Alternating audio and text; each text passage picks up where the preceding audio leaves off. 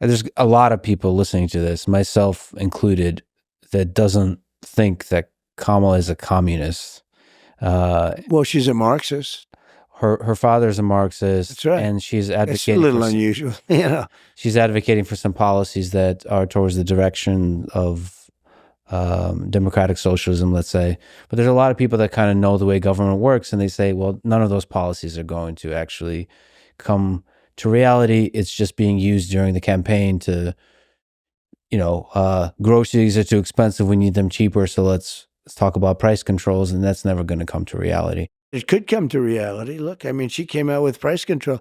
It's been tried like 121 different times at different places over the years, and it's never worked once. It leads to communism. It leads to socialism. It leads to having no food on the shelves, and it leads to tremendous inflation. It's a bad idea. Whenever we use terms like communism for her, and I don't know if you know this, but some people call you a fascist. Yeah, they do. So I figure it's all right to call them a communist. Yeah, they call me a lot worse than I call them. They do indeed. It's just sometimes... It's interesting, though. They'll call me something that's terrible, and then I'll hit them back. And they'll say, isn't it terrible what Trump said? I said, well, wait a minute. They just called me. So I believe you have to fight fire with fire. I believe they're very evil people. These are evil people. We have an enemy from the outside, and we have an enemy from within. And in my opinion, the enemy from within are radical left lunatics. And I think you have to fight back. Whenever there's a lot of fighting fire with fire, it's too easy to forget that there's a middle of America that is that's moderate and kind of sees the good in both sides and just likes one side more than the other in terms of policies. Like I said, there's a lot of people that like your policies, that like your skill in being able to negotiate and end wars, and they don't see the impending destruction of America. We had no wars when I was president. That's a big thing. Not since 78 years has that happened.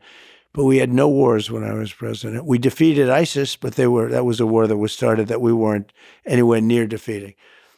But think of it, I had no wars. And Viktor Orban, the prime minister of Hungary, said the world has to have Trump back because everybody was afraid of Trump. Now, that's what he said. So I'm not using that term, but I think they respected me. But he said China was afraid, Russia was afraid, everybody was afraid.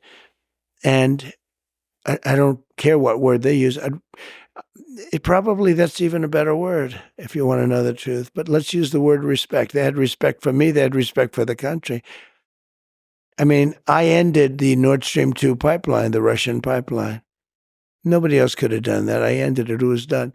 Then Biden comes in and he approved it. So we're defending Germany and these other countries for peanuts compared to what it's worth. And they're paying the person we're defending them against billions and billions of dollars for energy. I said, how does that work? And we had it out with them, and it worked out good, and they paid hundreds of billions of dollars, or you wouldn't even have a NATO right now. You wouldn't have NATO if it wasn't for me.